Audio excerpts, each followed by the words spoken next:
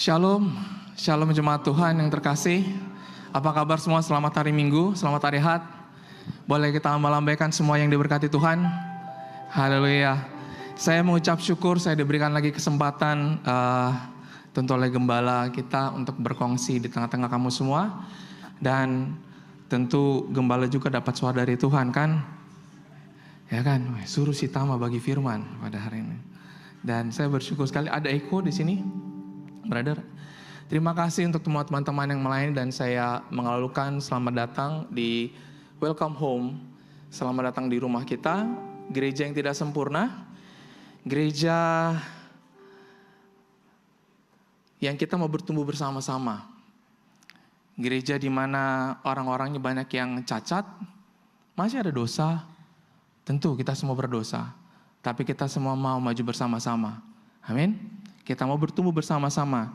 Selamat datang di gereja, yang gereja sel. Jadi kami pun sangat mengalukan bagi kamu semua yang belum mendapatkan sel group, segeralah join kepada sel group yang ada. Boleh hubungi nama di bawah ini? Tidak ada ya? Ya nanti boleh cari, ada sel group leader kita di sini. Saya juga, teman-teman, saya mengalu-alukan untuk teman-teman boleh ikut bersama dalam sel group. Saya pribadi yang dimenangkan melalui sel group dan series di sini kita akan berbicara mengenai komunitas yang menjangkau. Sama-sama katakan kepada kanan kiri, komunitas yang menjangkau. Saya percaya Alkitab adalah sumber kebenaran tertinggi. Saya selalu percaya itu. Dari sejak saya memutuskan pertama kali untuk menerima Tuhan, saya percaya Alkitab adalah the source of truth, the only source of truth. Meskipun banyak di luar di sana menentang dan bahkan membuat filsafat baru. Tapi saya percaya Alkitab adalah yang paling tinggi. Maka itu saya percaya juga Alkitab dia juga bermanfaat untuk mengajar kita, mendidik kita dalam kebenaran dan bahkan menyatakan kesalahan kita. Betul? Tiada orang yang suka dinyatakan kesalahan. Tetapi Alkitab, bahkan Yesus sendiri, kalau E adalah E, B maka B. Maka itu saya izinkan saya untuk menyampaikan mengenai apa itu komunitas yang menyembah. Menyembah kita bukan hanya berbicara mengenai kita berdoa, ada musik, ada angkat tangan. Kita mau belajar pada hari ini, bagaimana untuk kita menjadi komunitas yang menyembah. Komunitas adalah sebuah kelompok sosial yang memiliki ketertarikan, kepedulian yang sama, saling peduli. Komunitas berasal dari bahasa Inggris yaitu community yang berarti masyarakat yang mencakup wilayah yang sama. Anggota masyarakat memiliki jalinan interaksi kuat dan persamaan kebudayaan. Dengan demikian komunitas adalah sekelompok orang yang saling peduli. Dalam komunitas hubungan antar anggota terjalin erat karena memiliki kesamaan kepentingan atau nilai yang dipegang.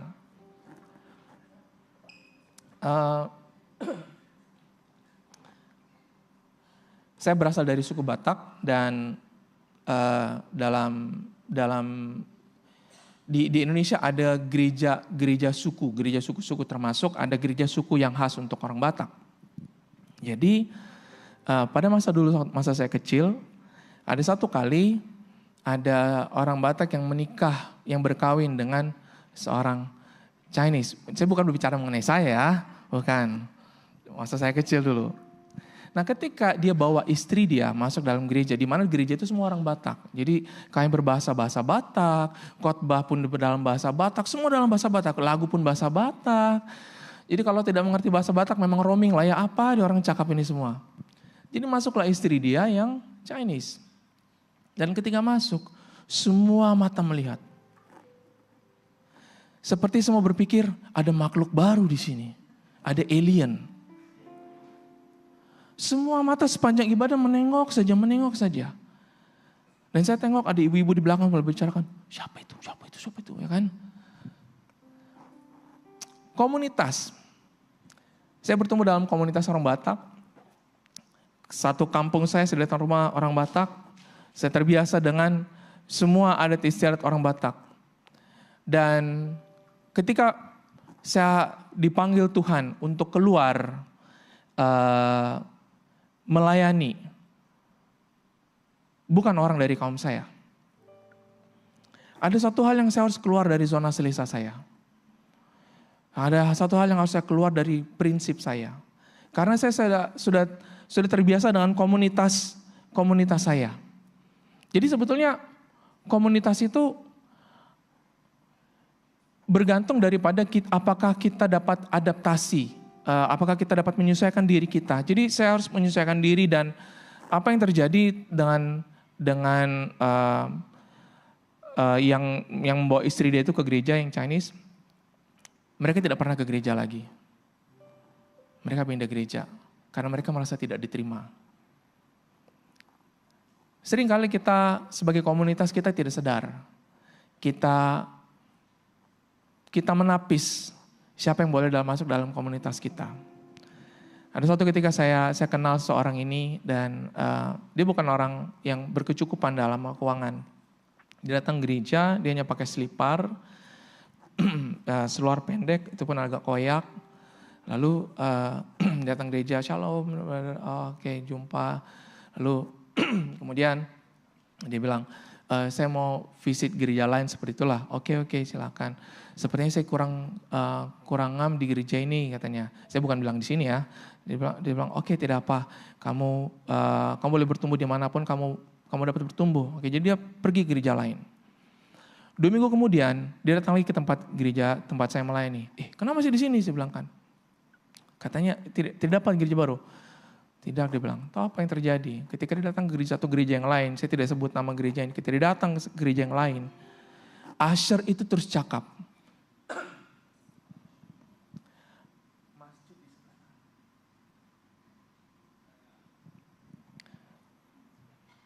Wah.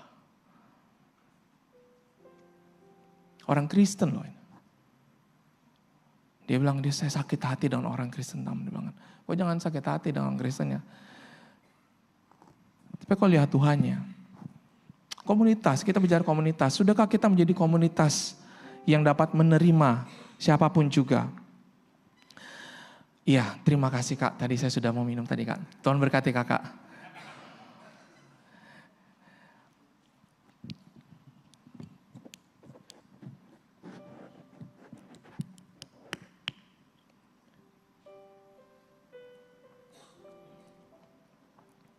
Komunitas. Dalam Keluaran 12 ayat 3 dikatakan, Allah berkata kepada Musa, katakanlah kepada segenap jemaah Israel, pada tanggal 10 bulan ini dan seterusnya. Dalam FIB juga dikatakan, katakanlah kepada seluruh jemaah Israel demikian. Dalam bahasa Inggris terjemahan NET, tell the whole community of Israel. Jadi jemaah itu identik dengan perkataan komunitas. Dalam Alkitab sendiri tidak pergunakan memang perkataan komunitas, kita tidak akan menemukan. Karena padanan katanya tidak ada. Tetapi dalam bahasa Inggris itu berasal dari perkataan komunitas. Jadi jemaah Israel itu Allah melihatnya sebagai satu komunitas. Kita sebagai jemaat, Allah melihat kita sebagai satu komunitas. Yang setuju katakan amin. Kita dilihat sebagai satu komunitas. Nah, bicara mengenai komunitas yang menyembah, mari kita melihat dulu satu konsep, apa itu menyembah dan penyembahan. Menyembah dengan penyembahan itu dua hal yang tidak sama. Seperti konsep bekerja dengan pekerjaan. Bekerja itu berbicara perbuatan, tindakan, aksi yang dilakukan secara berterusan untuk menyelesaikan tanggung jawab dari peran yang diemban, yang dipegang. Pekerjaan adalah peran atau fungsi atau jawatan yang dipercayakan kepada kita sehingga kita dibenarkan untuk melakukan aktivitas kerja itu sendiri. Saya paling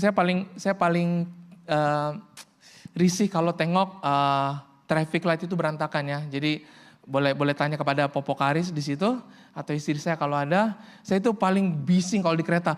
Kemana kawan ini? Bagi signal lagi. Wah itu saya paling itu. Yang dari lane 3 sebelah kanan mau keluar sebelah kiri, sementara saya di kiri saja, saya di slow lane. Yang begini, hanya malaikat saja. Itu pun malaikat tidak tahu dia ambil ke kiri. Signal loh, seperti itu kan. Dan saya paling risih, kadang-kadang istri saya cakap, "Pak, kau bagus jadi polis saja, Pak. Kau berhenti kerja, kau jadi polis traffic. Seharusnya kau akan lakukan pekerjaan yang baik."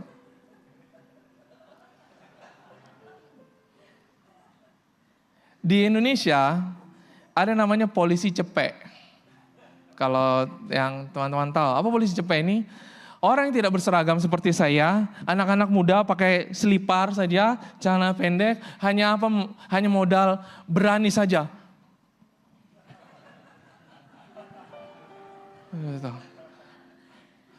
Dan tahu tak mereka sebetulnya bawa apa? Mereka bawa kunci. Karena ketika kereta mau lewat, mereka tuh pandai. Mereka hanya berdiri di sebelah kanan kereta.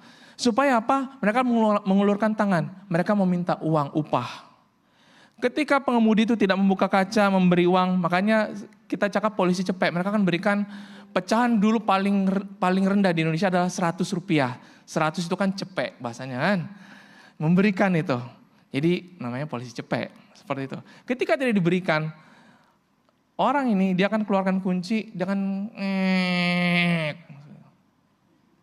itu serius di Indonesia. Kereta saya sudah kena berapa kali dulu. Bapak saya, mengamuk bapak saya. Dia mengatur lalu lintas, traffic. Tapi dia bukan polis. Dia bekerja, ya kan? Dia bekerja. Tapi apakah dia memiliki wewenang? Apakah dia memiliki jawatan atas pekerjaannya itu? Tidak. Apakah kalau terjadi eksiden dia dapat dipertanggungjawabkan? Tidak. Dia adalah orang pertama akan lari dari situ.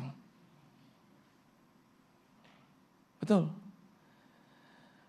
Jadi menyembah dengan menyembah dengan penyembahan itu sama konsepnya antara bekerja dengan pekerjaan. Mari kita lihat dulu konsep menyembah. Dalam Kejadian 4 ayat 26 itu dikatakan, lahirlah seorang anak laki-laki bagi Set. Kalau teman-teman tahu, Set Tuhan berikan kepada Adam dan Hawa pengganti Habel yang telah dibunuh oleh Kain. Dan anak itu dinamainya Enos. Waktu itulah orang mulai memanggil nama Tuhan. Perkataan memanggil nama Tuhan di sini, ini berbicara mengenai menyembah. Inilah perkataan pertama kali digunakan, perkataan worship, perkataan menyembah pada masa itu. Pada masa itulah orang mulai memanggil nama Tuhan atau Jehovah. Perkataan memanggil di sini adalah identik dengan perkataan menyembah. Jadi perkataan memanggil itu adalah interaksi antara dua pribadi di mana satu sama lain merasakan dan mengetahui keberadaan satu dengan yang lainnya. Sebagai contoh, kalau saya panggil Gawai yang ada di sana, Gawai, saya panggil dia, Gawai lagi, saya panggil dia. Karena saya dapat merasakan kehadiran dia di sana. Dan dia dapat merasakan kehadiran saya di sini. Ketika kami praktis hari Kamis, misalkan praktis musik, karena semua di sini teman-teman di kru, Brother David, kadang Gawai di atas, kami akan berteriak dari sini, "Brother!" Memanggil. Dan brother terus interaksi. Interaksi dua pihak. Jadi memanggil nama Tuhan, itu adalah interaksi dua individu. Ketika kita memanggil, dia menjawab. Namun ada namunnya. Kalau kita berada di taman di mana orang tengah jogging, ya kan? Tengah jogging. Lalu kita panggil, "Hei!" Orang yang tidak kenal suara kamu, orang yang tidak tahu kamu, tidak peduli, pergi saja. Tapi orang yang kenal kamu, dia akan tengok ke belakang. Jadi artinya, panggilan kita hanya akan disahut kalau kita dikenal.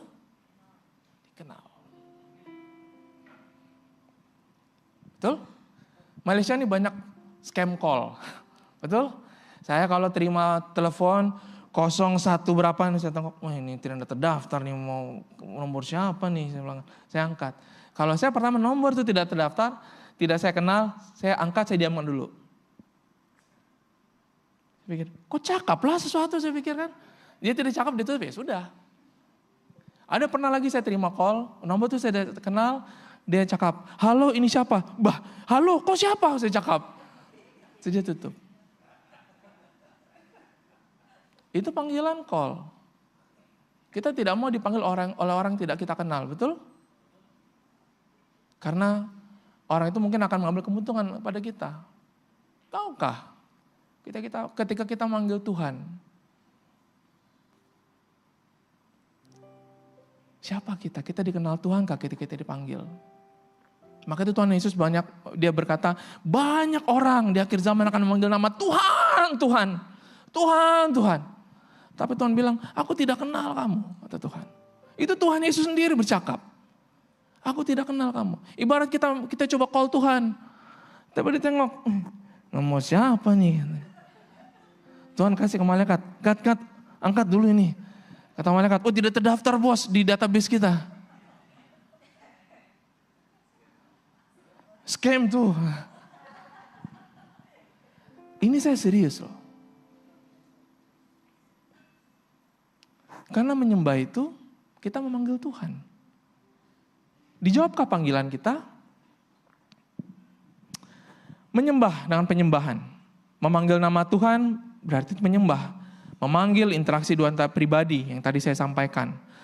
Menyembah itu adalah komunikasi antara dua pihak didasari oleh hubungan dan kedua-duanya merasakan dan mengetahui keberadaan satu dengan yang lainnya. Dalam menyembah yang satu lebih tinggi dari yang lain. Sehingga yang rendah menghormati, merendahkan diri, memuliakan, mematuhi, dan masa yang sama semakin mengenal dan serupa dengan pribadi yang lebih tinggi yang disembah itu. Ini definisi baru saya buat semalam. Ada dua pribadi yang lebih tinggi dan yang lebih rendah. Seperti kalau teman-teman pernah lihat gambar bagaimana King of Thailand. Kalau orang mau datang kepada King of Thailand, mereka harus, kalau di Inggris kan orang masih berjalan pakai kaki kan. Ternyata kalau di Thailand orang harus merangkak. Harus menyeret badannya. Merendahkan diri. Seperti itu. Saya bukan, maksudnya konsepnya seperti itu kita di hadapan Tuhan. Kita meninggikan Tuhan. Jangan kita sombong datang pada Tuhan. Susah hidup saya nih. Apa kau buat di atas Tuhan?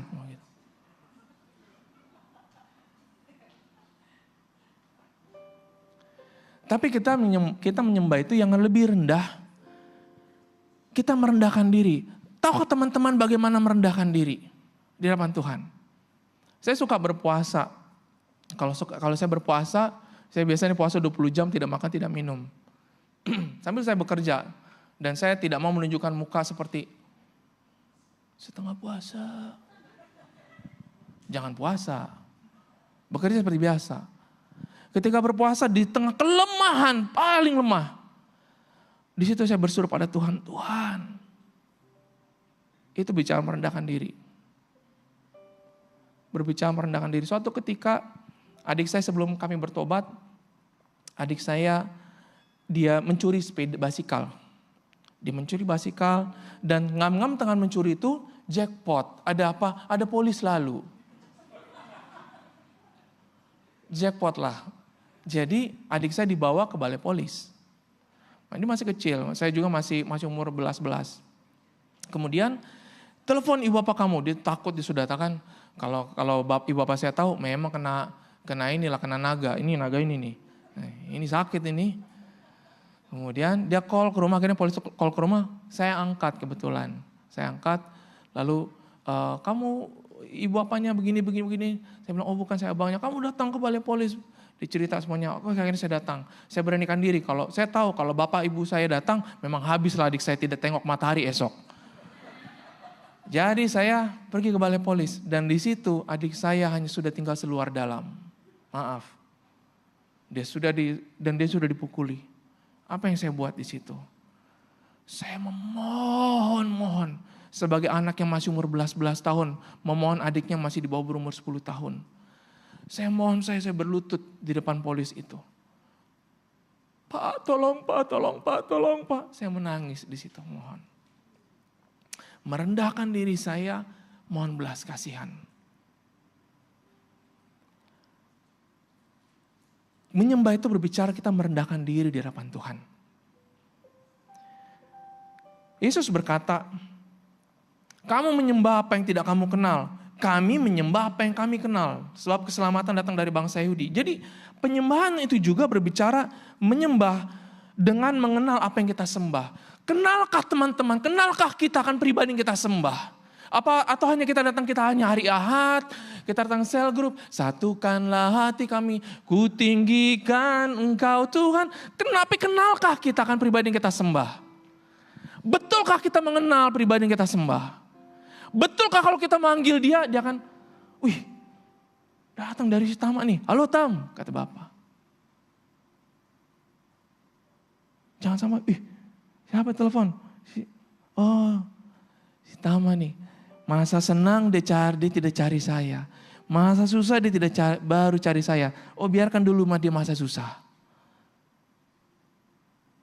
Kadang-kadang saya merasa Tuhan seperti tidak menjawab saya ketika masa susah.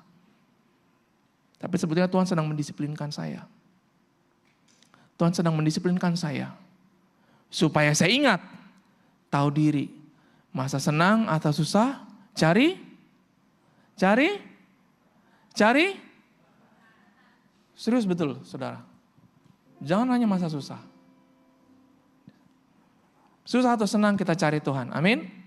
Nah, kita masuk dalam penjangkauan. Lalu bagaimana kita dapat menjangkau? Kita sudah paham mengenai definisi dari community dan definisi dari menyembah dan penyembahan itu sendiri. Jadi bagaimana community kita sebagai community dapat menjangkau orang lain. Saya adalah produk daripada cell group 21 tahun yang lalu, paling tidak. Ya, saya sudah di cell group selama 21 tahun. Saya tidak pernah bosan. Saya telah menjumpai paling tidak 300 orang dalam cell group saya. Saya telah membawa banyak orang kepada Tuhan.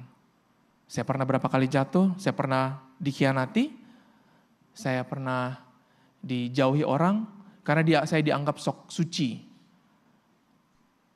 Saya pernah disalahartikan oleh keluarga saya, sehingga keluarga saya menganggap saya itu sesat.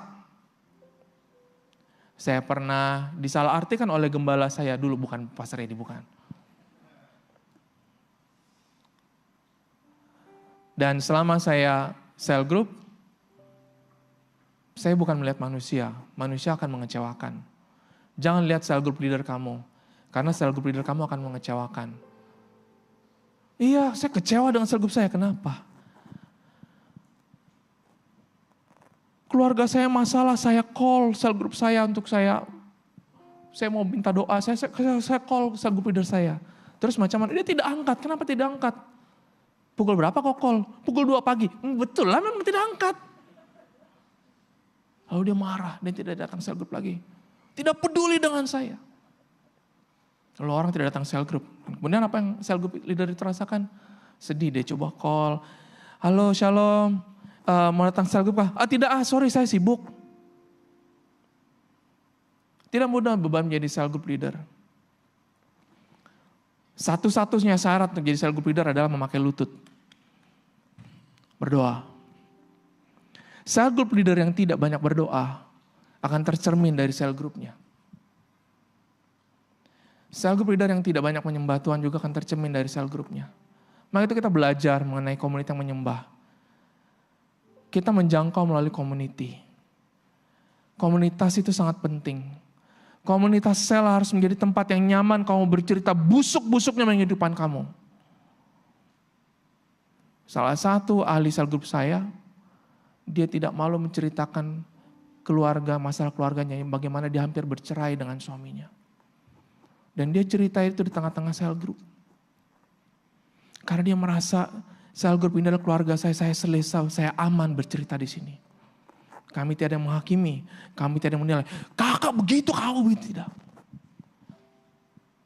Tapi kami menerima, kami mau berdoa bersama-sama. Setiap minggu, week in, week out, kita berdoa untuk dia. Sampai terjadi penerobosan. Dan sekarang suaminya makin sayang pada dia.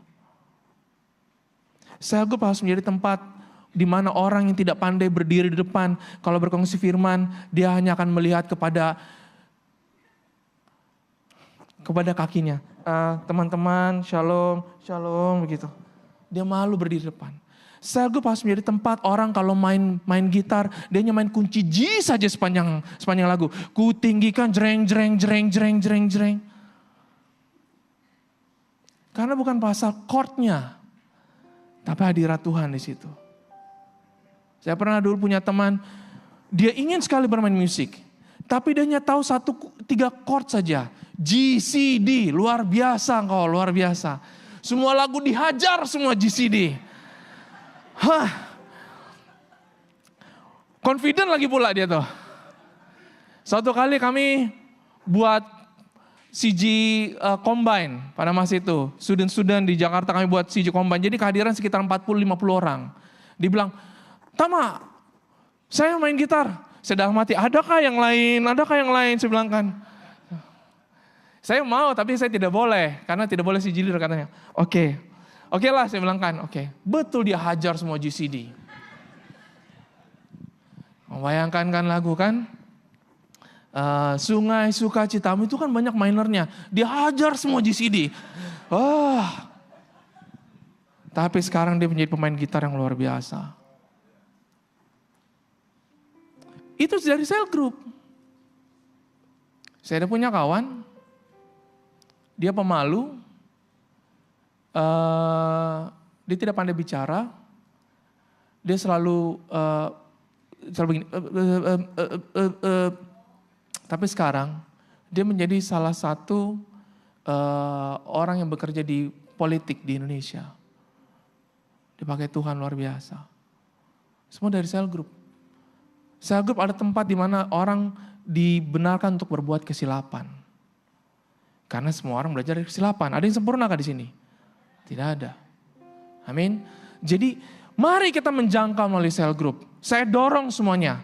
Dan tanpa memandang orang kaya, miskin,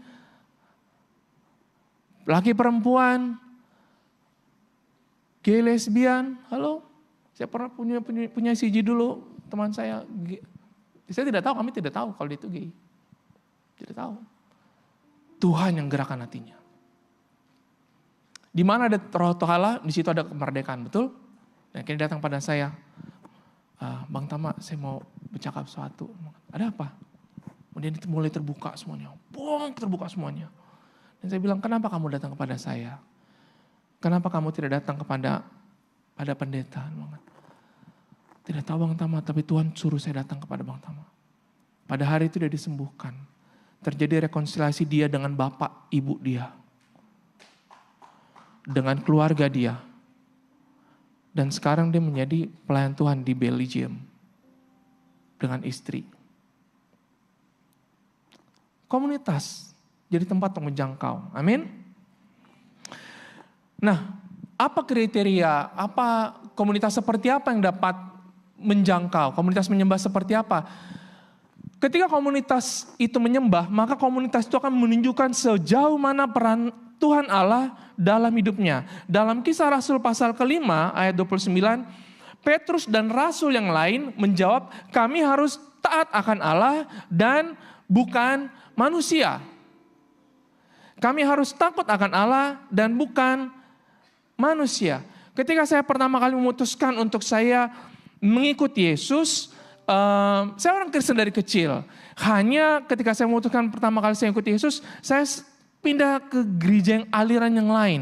Dari aliran yang tepuk tangan semua akan mata akan melihat, kenapa kau tepuk tangan? Menjadi saya bertepuk tangan dan melompat.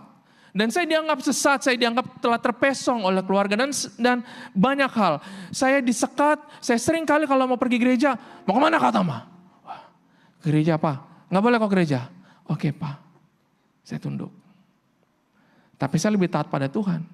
Sampai saya di bilik, saya berdoa lagi. Berdoa Tuhan.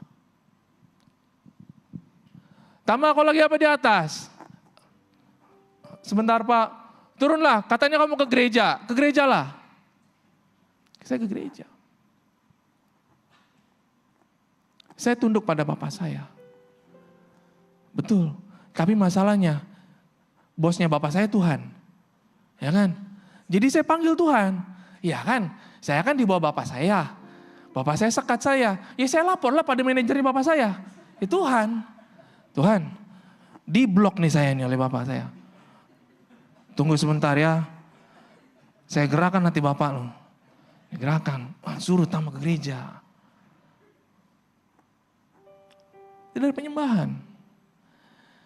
Kita harus lebih taat kepada Allah. Ketika kita menyembah, kita tahu posisi kita. Saya tidak akan mau menjual Allah saya demi uang. Saya tidak mau menjual keyakinan saya demi pasangan hidup. Saya tidak mau menjual keyakinan saya, iman saya demi apapun juga. One day, suatu hari nanti masing-masing kita akan diuji integritasnya. What would you choose? Apa yang akan teman-teman pilih? Suatu hari kamu akan diuji integritas kamu. Ya. Dan saya berdoa, kita memilih pilihan yang tepat. Dalam Daniel 3, 17, 18. Sadrak, Mesak, Abednego berkata, jika Allah kami yang kami puja sanggup melepaskan kami, maka ia akan melepaskan kami dari perapian yang menyala-nyala itu. Dan dari dalam tanganmu ya Raja. Nebukadnezar. Tetapi seandainya tidak, hendaklah Tuanku mengetahui ya Raja, bahwa kami tidak akan memuji dewa Tuanku. Dan tidak akan menyembah patung emas yang Tuanku dirikan itu. Jadi Raja mendirikan patung yang begitu tinggi, dia mengeluarkan titah, undang-undang. Barang siapa ketika trompet dibunyikan yang tidak menyembah patung ini, dia akan dihukum menjadi barbecue. Roasted man. Bukan lagi raw atau medium well, tapi very very well done. Masuk di sana. Sadrak, Mesak, Abednego. Bunyi trompet. Pemikiran raja, yes, semua tunduk. Tiba-tiba ada 3 semut di situ berdiri. Berdirilah sahabat Sadrak, Mesak, Abednego di situ. Tidak mau. Akhirnya mereka diseret. Diperhadapkan dengan mereka sudah melihat kematian depan. Kematian di depan. Hanya pilihannya yang satu. Siapa Allah kamu? Maukah kamu jual Allah kamu? Just sell your God, just only 1 minute. After that, you come back to God. Repent, minta maaf Tuhan. Mungkin terdengar, nanti juga boleh minta maaf. Pertama, tidak semudah itu. Ketika engkau menjual Tuhan, sudah lain ceritanya. Ketika engkau menjual Tuhan, engkau menolak Roh Kudus. Dan Yesus berkata, barang siapa yang menolak Yesus, masih tetap diampuni anak manusia. Tapi barang siapa yang menolak Roh Kudus, dia tidak diampuni. Karena satu-satunya pribadi yang ada di sini tengah-tengah kita adalah Roh Kudus. Yang mengingatkan kita, yang menjembatani kita dengan Yesus, menolong kita berdoa, yang mendorong hati kita untuk muji Tuhan, itu Roh Kudus semuanya. Dan ketika kita menjual iman kita, keyakinan kita untuk sesuatu yang wah, atau bahkan untuk menyelamatkan nyawa kita, di situ kita akan kehilangan. Komunitas yang menyembah, kita semua akan jadi sepakat, yes, Yesus adalah harga mati, sudah tidak dapat ditawar-tawar. Salib adalah harga mati. Maukah kita menjadi komunitas yang demikian? Tanamkan hal ini di komunitas. Mulai dari keluarga. Mulai dari keluarga yang sudah punya anak. Dengan pasanganmu. Mulai dari situ tanamkan Yesus adalah harga mati. Tidak dapat ditawar. Ajarkan dalam komunitas. Sehingga kalau kita punya mentality seperti ini. Kau rumah di mana? Di Cyberjaya. Rumah kita di Sungai Buloh ceritanya.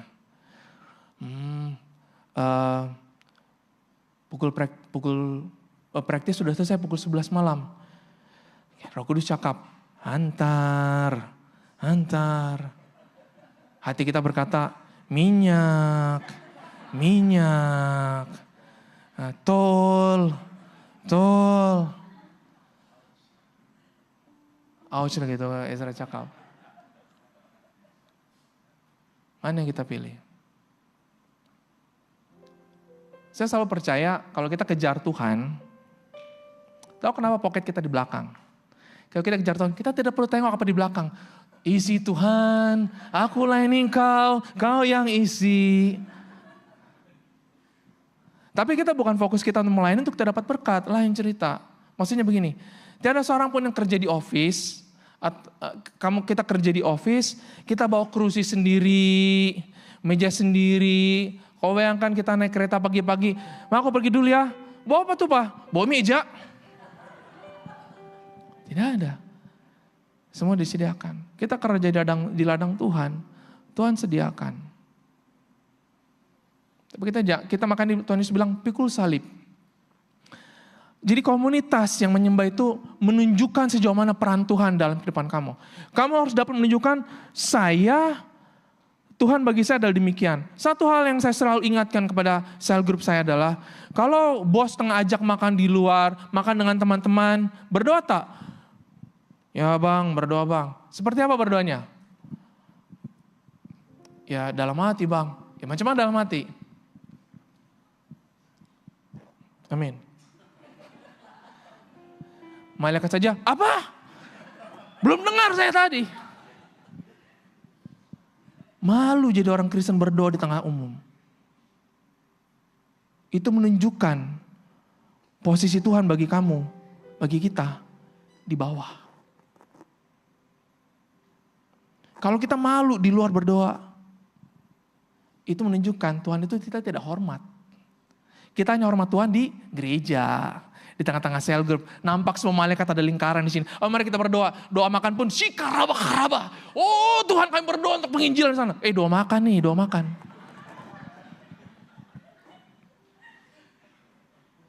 Tiba di luar. Oke, selamat makan. Amin. Nafas saja belum selesai. Sudah amin. Di mana posisi Tuhan dalam hidup kita ketika kita berada di luar? Komunitas yang menyembah strict. Makanya Petrus bercakap, kami harus lebih taat kepada Tuhan dan bukan kepada manusia. Amin? Amin?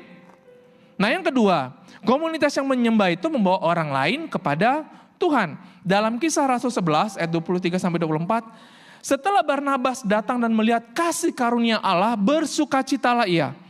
Menasihati mereka supaya mereka semua tetap setia kepada Tuhan. Karena Barnabas adalah orang yang baik, penuh dengan Roh Kudus dan iman. Sejumlah orang dibawa kepada Tuhan. Karena Tama adalah orang yang baik dan berpura-pura, sejumlah orang dalam sel grup keluar dari sel grup. Luar biasa. Terbalik kita. Apakah kehadiran saya dalam sel grup akan membawa orang semakin dekat pada Tuhan? Ataukah saya justru membuat orang jadi tidak selesa dalam sel grup? Kita tanya kepada diri kita masing-masing. Sel grup kita. Makanya saya dorong semua, mari teman-teman ikut dalam sel grup. Tidak ada yang sel grup yang sempurna. Kamu akan melihat banyak problem-problem, konflik dalam sel grup. Tapi mari semua. Saya punya sel grup, satu sel grup saya dalam mereka bekerja di Hawkers. Jadi mereka tidak pernah datang gereja. Saya sudah bagi tahun pester karena mereka harus bekerja. Dari pagi pukul 4 mereka sudah bangun sampai pukul 3 petang setiap hari. Mereka hanya ada hari off itu hari Rabu saja. Jadi kami sel grup setiap hari Selasa.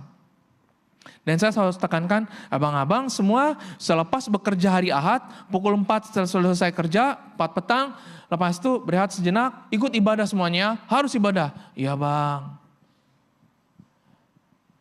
Minggu depannya Selasa saya bagi tahu, saya tanya, ada yang sudah ibadah? Belum sempat bang, penat. Oke, minggu depan ibadah ya. 2 kali, 3 kali, ada yang on off. Akhirnya terakhir saya bilang, oke, sebagai gembala yang baik, saya bilang kan. Saya belajar dari gembala yang baik Tuhan Yesus. Bapak yang baik juga menghukum anak-anaknya kalau tidak disiplin. Iya bang. Siapa yang tidak ibadah denda 25 ringgit? Terus begini semua. Baru semua mata begini. Alkitab berkata, Bapak kita itu Bapak yang baik, yang mengajar dan juga menghajar orang dikasihnya dalam Ibrani. Betul? Jadi kalau kita menjadi komunitas yang bawa orang kepada Tuhan, kita juga harus ikut disiplinnya Tuhan. Jangan tawar. Jangan tawar. Seandainya kalau saya bilang, oh ya oke lah, tidak apa-apa lah, saya mengerti, tidak apa-apa ibadah. Tuhan akan memeriksa integritas saya. Tam, kan kau cakap, kau gembala. Mengapa kau tidak menyuruh orang-orang di bawah untuk ibadah? Tuhan akan cek pada saya. Jadi saya supaya membawa orang kepada Tuhan, saya harus disiplinkan mereka. Supaya anak saya boleh dia belajar dengan baik, supaya dia bagus di sekolah. Kami sebagai bapak lebih sering popo sih, saya respect dengan popo. Apalagi kalau Mandarin ya kan. Saya hanya tahu Cicong Fan saja, Popo Karis yang mengajar semuanya kan. Satu kali Karis datang pada saya, Dedi, dia akan sekolah Chinese, ada homework. Saya garuk-garuk kepala. Saya pakai Google Translate saja. Popo Karis mengajar anak-anak.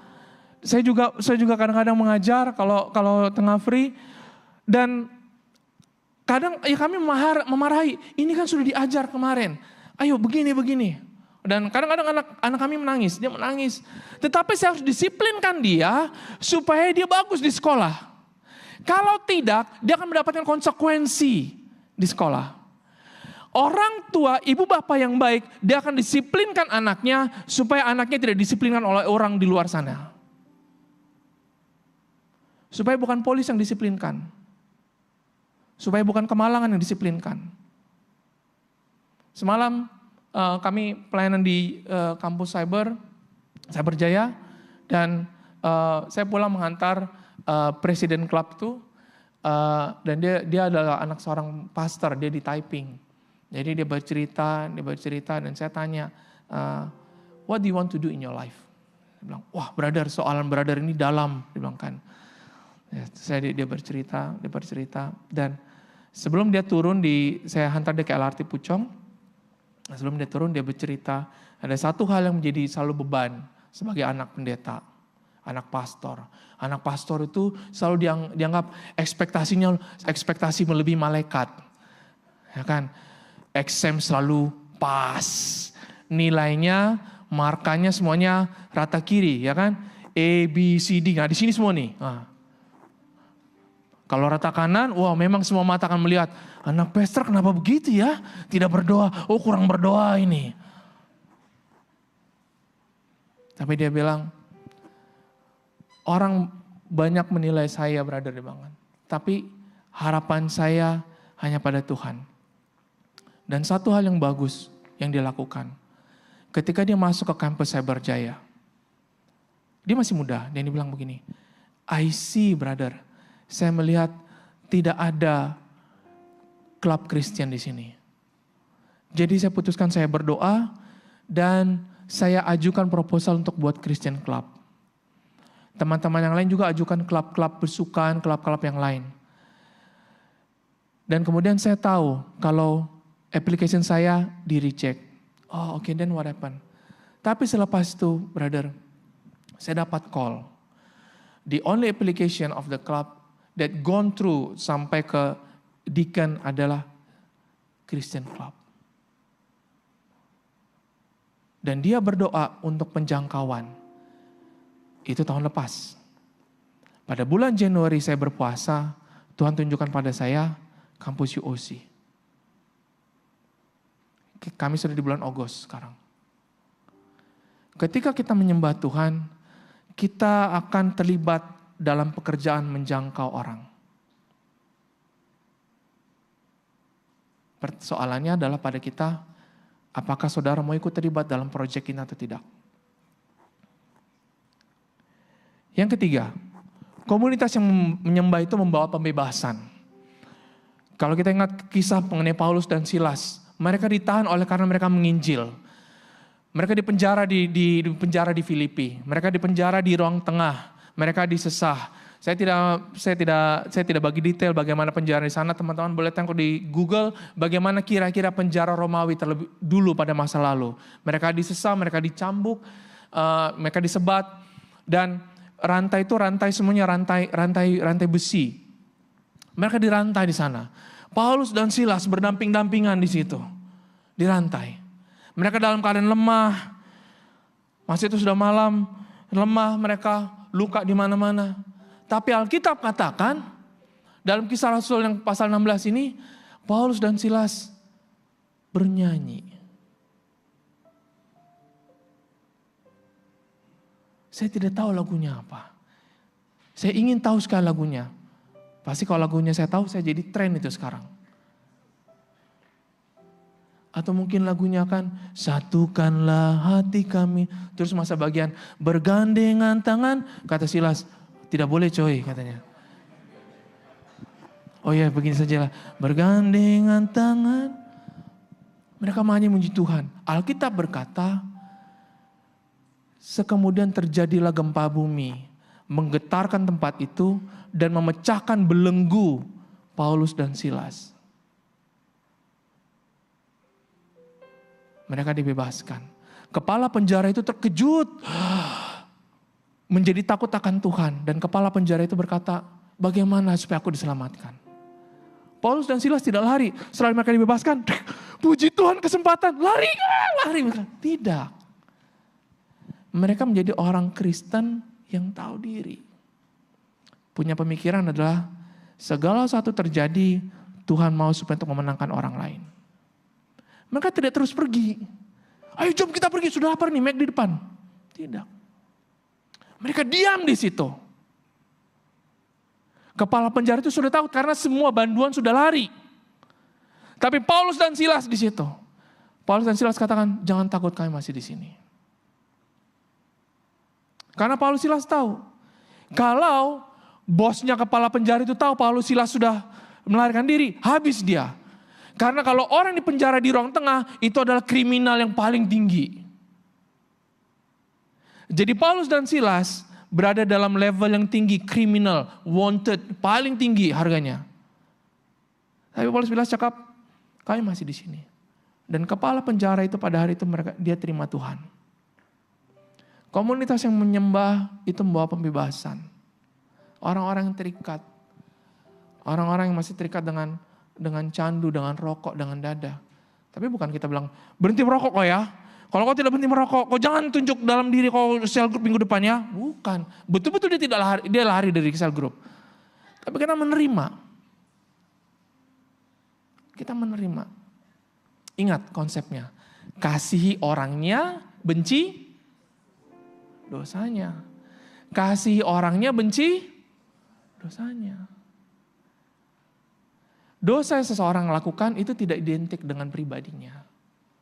Dia tersesat, kita perlu mengarahkan. Selama orang itu masih dalam sel grup, dia masih mendapatkan kesempatan untuk diselamatkan. Komunitas yang menyembah itu membawa pembebasan. Dalam Roma 8 ayat 15 katakan, sebab kamu tidak menerima roh perbudakan yang membuat kamu menjadi takut lagi. Tetapi kamu telah menerima roh yang menjadikan kamu anak Allah. Oleh roh itu kita berseru ya Aba, ya Bapa. Kita bukan menerima roh perbudakan. Sel group harus menjadi tempat di mana orang merasakan pembebasan. Di mana orang belenggunya dilepaskan.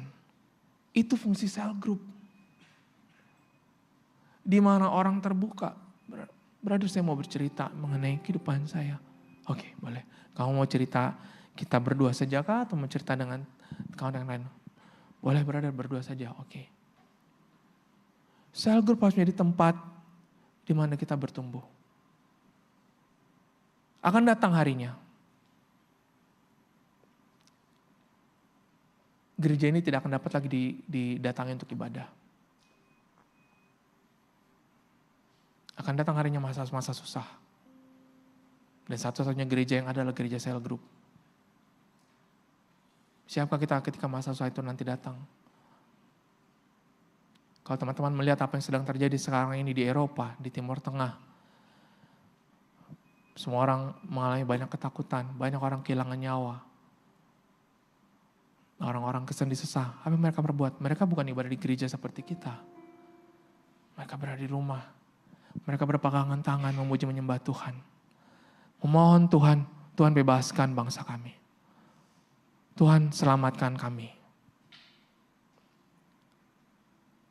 Sudahkah kita berdoa untuk ahli keluarga kita?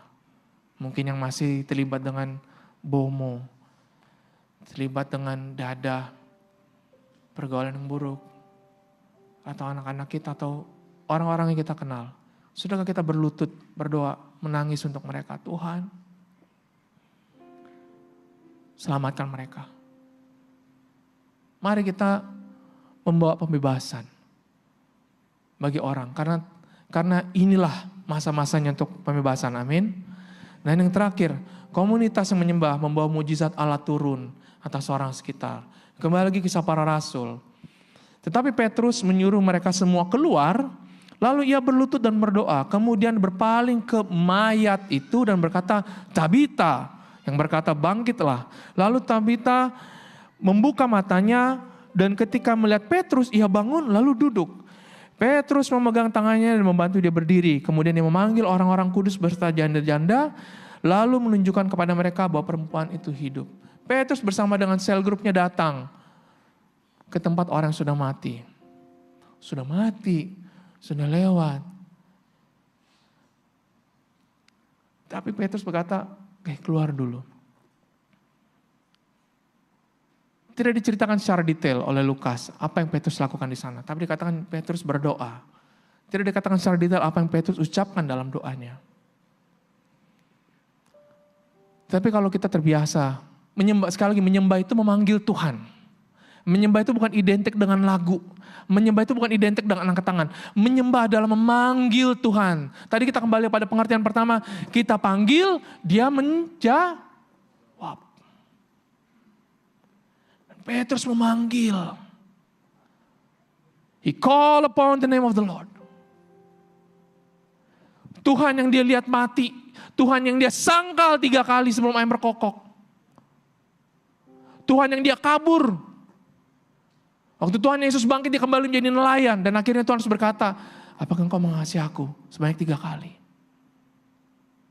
Yesus yang sama, di situ dia berdoa berlutut. Tabita bangkitlah. Dan bangkit Tabita dari kematian. Komunitas yang menyembah, komunitas yang memanggil nama Tuhan, ada mujizat. Mujizat terjadi pemulihan atas keluarga, ahli sel group. Mujizat, brother saya, bisnis saya diambang kehancuran. Ayo kita berdoa. Mama papa saya mau bercerai, ayo kita berdoa. Sama-sama muji menyembah Tuhan. Baru-baru ini ada satu ahli CJ kami juga, anak dia masa dia lahir terkena sakit kelainan dan dia harus membawa anaknya itu ke pulau lain. CJ kami ini beramai, ada Sarawak, ada Sabahan, ada orang Batak, ada orang Jawa, ada orang dari Lombok sana tinggal di sana. Jadi kalau kami berkumpul internasional lah kami ini. Dan dia bercerita, dia harus pergi keluar pulau. Dan saya berdoa, saya bilang, kakak perlu saya bantu keuangan kah? Saya tanya. Saya tahu mereka bukan berkeluarga berkecukupan. Tapi tahu kami dia bilang, tidak apa-apa, dicakap pada saya, tidak apa-apa adik gembala. Wih, jangan cakap adik gembala. Terlalu berat itu saya bilang. Tidak apa-apa adik gembala. Saya percaya Tuhan sertai saya. Wow. Dan sudah 6 bulan anaknya, sekarang anaknya sudah mengalami kemajuan. Dan kami terus berdoa sampai sekarang. Tidak tahu sampai bila Tuhan akan melakukan mujizat ini. Tapi kami percaya Tuhan akan melakukan mujizat. Dan kami juga, saya sendiri sudah melihat banyak mujizat terjadi dalam sel group. Ada satu orang dulu masa saya study, salah satu ahli CJ saya, dia orang Bali. Rupanya di masa kecil, dia sudah diisi dengan roh Bali. Kalau teman-teman pernah ke Bali tengok tarian kecak itu ada roh di situ. Dan dia diisi. Saya tidak tahu, kami tengah berdoa, saya tidak tahu kami nyanyi lagu apa, tengah berdoa, tengah menyembah, tiba-tiba dia berdiri. Terus gini, cak. Dalam hati saya, wah apa saya harus menari Batak di sini? Dan itu saya memakai ruang klub Katolik. Dan bilik Katolik ini tiada pintu. Dan di hall itu semua klub tenis, klub basketball, klub yang teman-teman muslim pun ada di situ. Klub itu semua di situ klubnya. Pintu tiada, terbuka begitu. Dalam hati saya, oh Tuhan, tolong saya Tuhan. Betul, saya tidak tahu apa yang saya buat Tuhan. Dia masih menarik kecak, saya main gitar saja, Tuhan tolong saya Tuhan, saya tidak tahu apa yang saya buat Tuhan. Tuhan tolong saya Tuhan, saya tidak tahu apa yang saya buat. Mas itu sudah pukul 9:30 malam. Dan banyak students di situ. Berdoa Tuhan tolong. Dan Tuhan berikan hikmat. Pada malam itu terjadi pelepasan pada dia. Hari ini dia full timer di gereja di Jakarta. Dia malah bilang, Bang, kapan abang jadi full timer? Sabar, saya bilang. Belum dipanggil. Saya sudah duluan nih Bang. Ya kan kok dipanggil duluan, saya bilang. Komunitas kita membawa mujizat bagi orang lain. Dan melalui dia, keluarganya di Bali semua diselamatkan. Saya boleh minta teman-teman pemusik? Ada 4 hal yang kita belajar pada malam hari ini. Sudahkah kita menjadi komunitas yang menyembah? Komunitas yang memanggil nama Tuhan. Kita panggil, call upon the name of the Lord. Dan kita manggil, akankah Tuhan jawab kita? Kita harus merendahkan diri kita. Memuliakan nama Dia. Mari teman-teman saya jemput kita semua bergabung dalam cell group yang tidak sempurna ini. Di mana kita saling mendorong, kita saling menegur. Kadang beberapa orang bilang, wah takut saya kalau berada sama menegur. Ya, kalau saya menegur tadinya saya sayang. Ya kan? Jangan sakit hati. Tadinya saya sayang. Kalau pastor tegur tadinya pastor sayang. Ya, belum pernah ditegur pastor kan? Jangan sampai. Tapi kita saling membangun, saling mendorong. Amin. Mari kita tunduk semuanya. Ya Rabbasya. Ya Tuhan. Kami percaya Engkau hadir di sini ya Tuhan. Orang Basyakaradaba. Kami hadir memadam tatamu,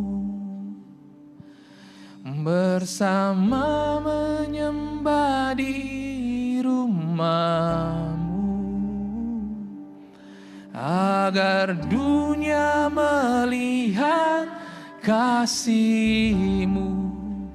Yesus Kau Raja, teguhkan kami hadir. Kami hadir menghadap tatamu, bersama menyembah di rumahmu, agar dunia melihat kasih-Mu. Yesus, Yesus Kau Raja, teguhkan kami satu.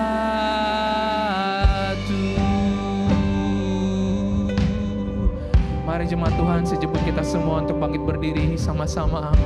Mari kita tinggikan Dia, kita muliakan Dia.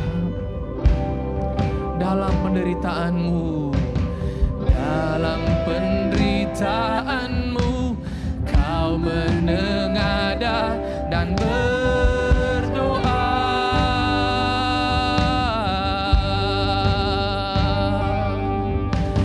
agar kami bersatu seperti Bapa dan Engkau satu,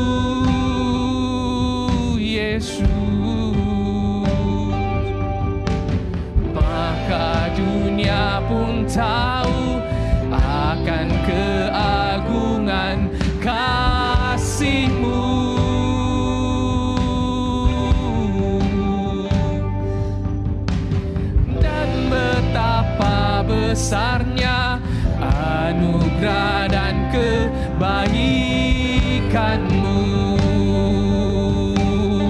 Engkau Tuhan, Engkau Tuhan kekal dan maha kuasa.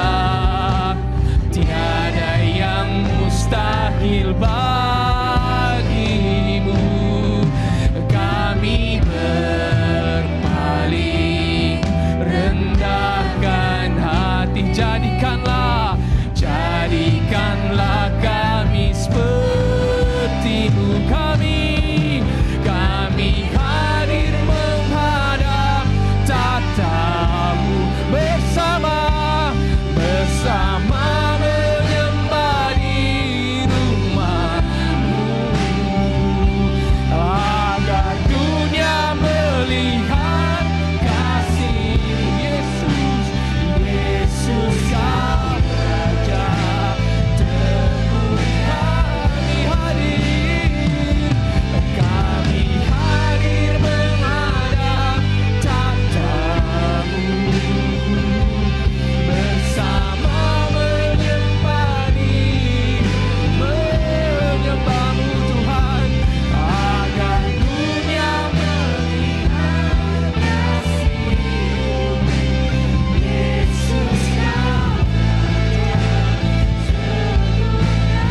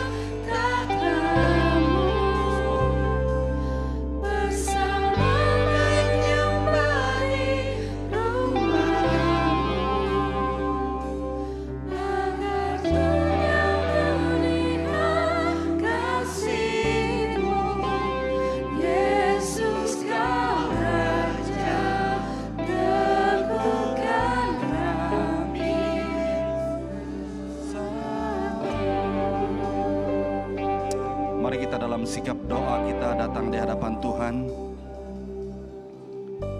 Sudahkah kita hari ini menjadi sebahagian daripada community yang menyembah. Hari ini kita telah diperingatkan oleh Tuhan melalui firman yang telah kita dengar hari ini, yang telah memperingatkan kita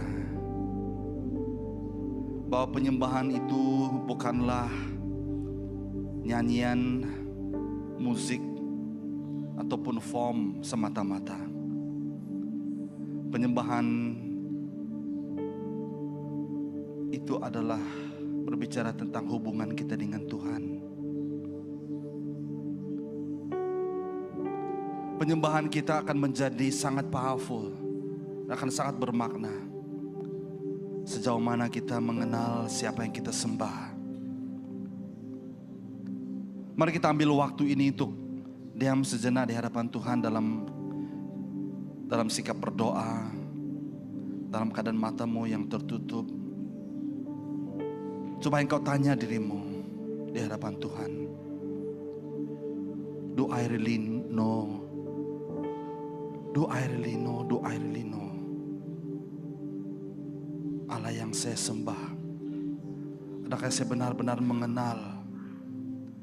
Setiap kali saya membuka mulut, setiap kali saya mengambil musik, setiap kali saya mengangkat tangan untuk menyembah, adakah saya benar-benar mengenal Allah yang saya sembah?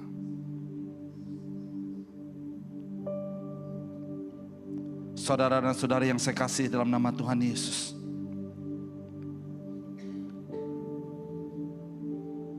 hidup penyembahanmu akan berubah. Hidup penyembahanmu tidak akan pernah menjadi sama jika engkau benar-benar mengenal Allah yang kita sembah. Terima kasih Tuhan untuk firman-Mu hari ini, yang mengajar, yang menegur, yang memperingatkan kami Tuhan. Dan penyembahan yang benar itu bukan dilakukan hanya sebagai pribadi. Yes Lord, it is about personal.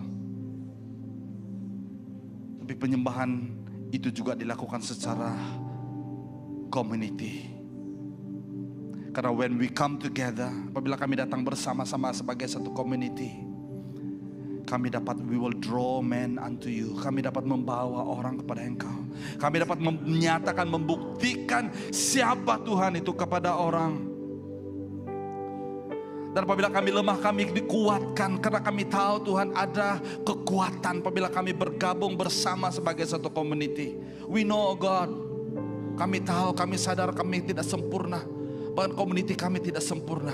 Tapi there is a power in unity. There is a power, ada kuasa di dalam kesatuan. Apabila kami datang bersama-sama sebagai tubuh Kristus, mengaku Yesus Kristus sebagai Tuhan Juru Selamat kami. Engkau hadir di sana. Engkau ada di tengah-tengah kami Tuhan. Dan bahkan mukjizat-Mu akan ada di sana. Bahkan firman Tuhan berkata bahwa apabila kami bersatu, apabila when all the brethren come together in unity, and they Lord, Engkau akan mencurahkan minyak. Engkau akan mencurahkan Tuhan the dew from Hermon, and there God, there you will command the blessing on your people. Itulah janji-Mu Tuhan. Kami ajar kami Tuhan menjadi community, walaupun kami community yang kecil, community yang tidak sempurna. Mungkin dalam cell group kami tidak sempurna. Ajar kami Tuhan untuk menjadi community yang menyembah. Terima kasih Tuhan, terpuji termulia nama-Mu. Meteraikanlah firman-Mu dalam hati kami pada hari ini. Bila kami keluar dari tempat ini, kami dipuaskan, kami disegarkan, kami diteguhkan. Karena we belong to this community. And we want to be in this community to serve our living God. Saudara-saudara yang dikasih, terimalah doa berkat dan pulanglah.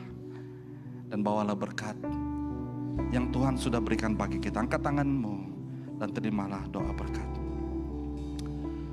Dia berkuasa memeliharamu supaya kamu tidak tersandung, dan membawamu ke hadirat-Nya yang mulia tanpa cacat celah, dan memenuhi sukacita yang ada di dalammu. Dia adalah Allah yang esa, penyelamat kita melalui Yesus Kristus Tuhan kita.